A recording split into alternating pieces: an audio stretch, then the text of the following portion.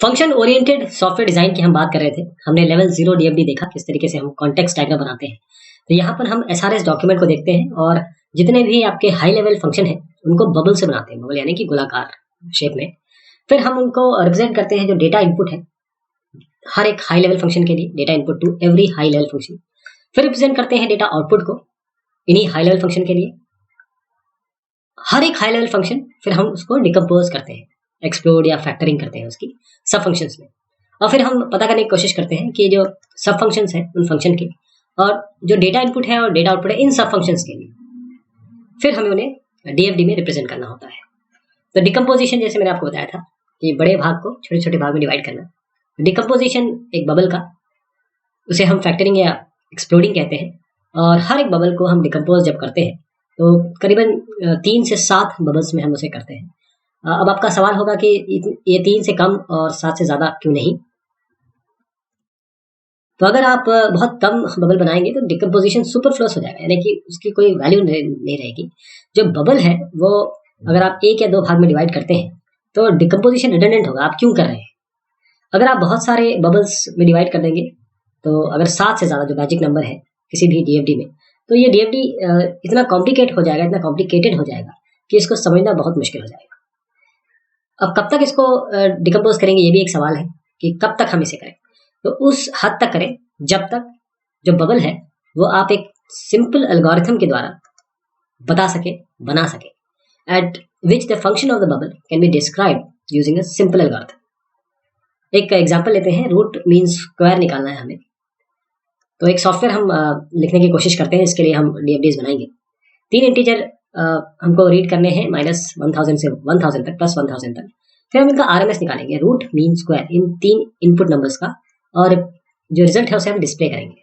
तो context diagram अगर बनाया जाए तो उसमें हम एक सिस्टम दिखाएंगे जो 3 नंबर एक्सेप्ट करेंगे यूजर से। उसके बाद हम रिजल्ट जो आएगा रूट मीन स्क्वायर, वो उसे हम रिटर्न कर देंगे। तो देखिए कितना आसान है लेवल 0 डीएफडी।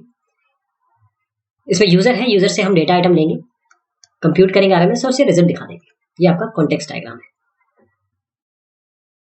अब अगर हम इसकी कर्सरी एनालिसिस करें इस प्रॉब्लम की, तो हम देखेंगे कि सिस्टम काफ़ी चीज़ें करेगा। केवल अगर मोटे तौर पे देखें तो 3 नंबर ले रहे हैं और रिजल्ट देख रहे हैं, लेकिन इसके अलावा भी काम है। पहले तो आपको नंबर एक्सेप्ट करना है, उनको वैलिडेट करना है, रूट मीन स्क्वायर को कंप्यूट करना है इनपुट नंबर्स का, उसको डिस्प्ले भी कराना है। देखिए आप डेटा आइटम्स को जब लेंगे तो रीड नंबर्स करेंगे, इन नंबर को वैलिडेट करेंगे, अगर ये सही है तो इसका कंप्यूटेशन होगा आरएमएस का, फिर डिस्प्ले कर देंगे रिजल्ट को। जहां तक एरर का सवाल है, यदि वैलिडेट नहीं हो पाया तो उसे भी हम डिस्प्ले करेंगे। तो ये आपका एक, और आपने हिज्जे कर दिए, डिकम्पोज कर दिया, फैक्टर कर दिया, एक्सप्लोर कर दिया। अब और अंदर जाते हैं, अगर वैलिड नंबर आता है तो और क्या क्या चीजें होंगी। आप स्क्वायर निकालेंगे, स्क्वायर्ड सम में क्या करेंगे, आप मीन निकालेंगे। फिर जो मीन स्क्वायर है इसमें रूट कैलकुलेट करेंगे और फिर आरएमएस को रिटर्न करेंगे। तो हमने देखा एक भाग को हमने पिछले डायग्राम में और तोड़ा, यहाँ पर हमने उसको और विभक्त कर दिया। तो अल्टीमेटली अब और देखिए, अब आप जब ए बी सी 3 नंबर लेंगे, उनके अलग अलग स्क्वायर निकालेंगे, फिर उनके जो ए के लिए बी के लिए इन स्क्वायर का सम होगा, फिर स्क्वायर्ड का सम रिजल्ट आप देंगे। तो decomposition is never carried out up to basic instruction level. इसका मतलब ये है कि बबल उसके बाद आप डिकम्पोज तब तक नहीं करेंगे जब तक ये सिंपल सेट ऑफ इंस्ट्रक्शन तक ना आ जाए। तब डेटा डिक्शनरी एक बहुत इंपॉर्टेंट एस्पेक्ट है डीएफडी का। हमेशा डीएफडी के साथ एक डेटा डिक्शनरी होती है। जो डेटा डिक्शनरी है उसमें वो लिस्ट होता है डेटा आइटम्स का जो डीएफडी में आने वाले हैं। डेफिनेशन होता है सारे जितने कंपोजिट डेटा आइटम्स हैं, किस तरीके से कि उनके कंपोनेंट डेटा आइटम्स क्या है, साथ में जितने भी डेटा नेम्स हैं और उनका काम क्या है, पर्पस क्या है, वो भी आपको यहाँ दिखाई देगा। जैसे मैं डेटा डिक्शनरी एंट्री एक एग्जांपल दूं, तो जैसे ग्रॉस पे इज इक्वल टू रेगुलर पे प्लस वर्ड पे, ओवर टाइम पे, ऐसे आपको डेटा डिक्शनरी भी साथ में देगी। इससे फायदा क्या है डेटा डिक्शनरी से, कि जितने भी इंजीनियर्स हैं या जितने भी लोग स्टेक होल्डर इसमें इन्वॉल्व है प्रोजेक्ट में, उनके लिए एक स्टैंडर्ड टर्मिनोलॉजी बन जाएगी सारे डेटा के लिए। वरना होगा क्या कि अगर आपके पास कंसिस्टेंट वोकैबुलरी नहीं है तो जितने लोग इन्वॉल्व है वो सब किसी चीज़ को अपने अपने स्टाइल से, अपनी अपनी सोच से उसे रेफर करेंगे, जो अननेसेसरी कन्फ्यूजन कॉज करेगा। इसीलिए डेटा डिक्शनरी इंपॉर्टेंट है। तो 3 डिफरेंट डेटा का ये डेटा डिक्शनरी आपको डेफिनेशन देता है।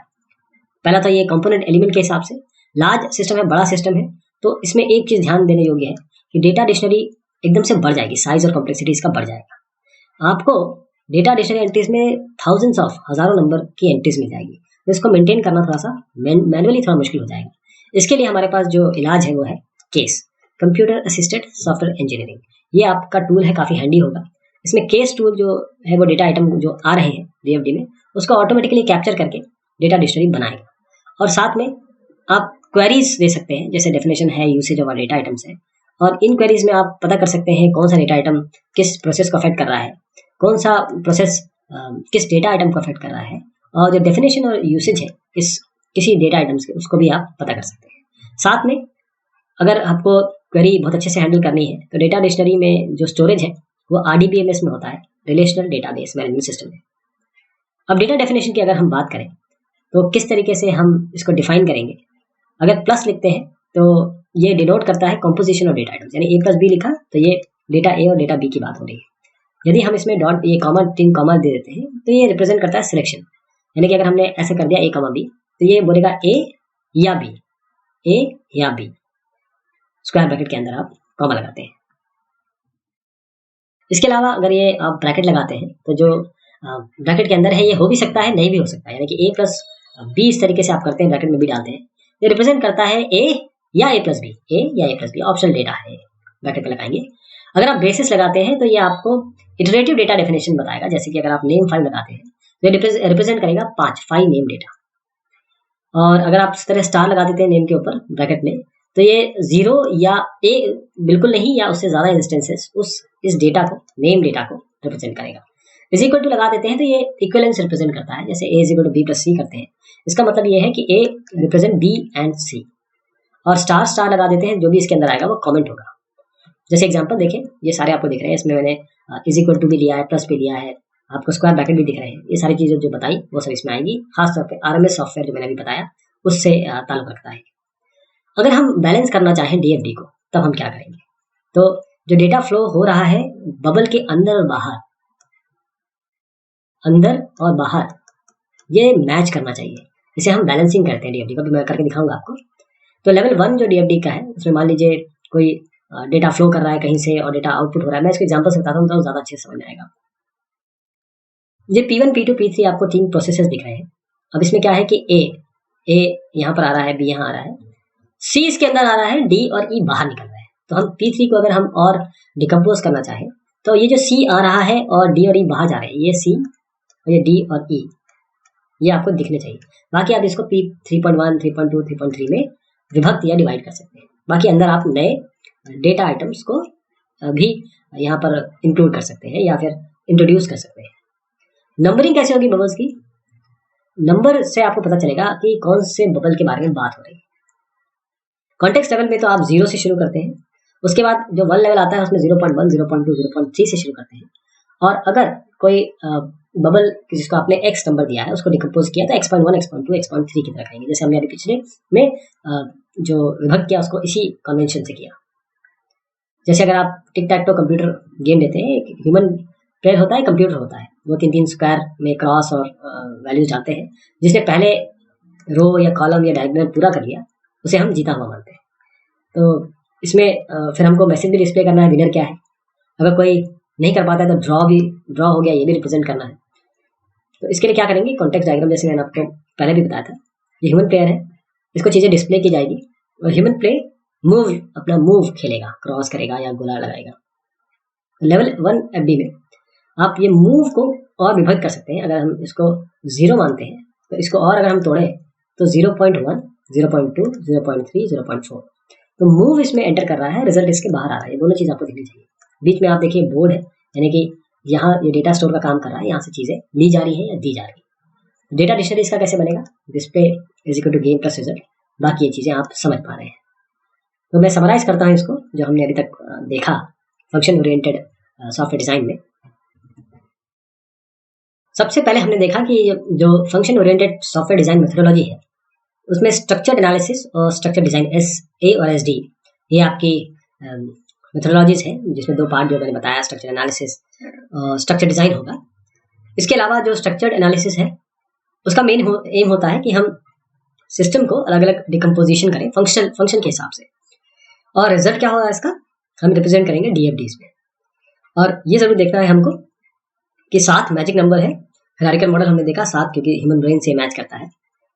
स्ट्रक्चर डिजाइन में हम क्या करते हैं कि जो डीएफडी रिप्रेजेंटेशन है इसको हम ट्रांसफॉर्म करते हैं स्ट्रक्चर चार्ट रिप्रेजेंटेशन में। और डीएफडी बहुत पॉपुलर है क्योंकि बहुत सिंपली आप इसको देख सकते हैं, अंडरस्टैंड कर सकते हैं, समझ सकते हैं। डीएफडी मॉडल ये प्रोग्रामिंग लैंग्वेज में अगर इसको इम्प्लीमेंट करना है तो थोड़ा आपको मुश्किलात का सामना करना पड़ सकता है, जबकि जो स्ट्रक्चर चार्ट है उसको आप आसानी से प्रोग्रामिंग लैंग्वेज में तब्दील कर सकते हैं। हमने स्ट्रक्चर एनालिसिस देखे इन दोनों एग्जाम्पल के। इसके अलावा सेवरल काफ़ी सारे केस टूल्स भी हैं जो हमें structure analysis, design, data dictionary को मेंटेन करने में और साथ में डीएफडीज के बैलेंसिंग में आपकी मदद करते हैं। तो ये बात हमने की फंक्शन ओरिएंटेड की। ये राजीव माल द्वारा पीपीटी है, उन्हीं का किताब का कंटेंट हमने पढ़ा। बहुत शुक्रिया, बहुत मेहरबानी आपसे।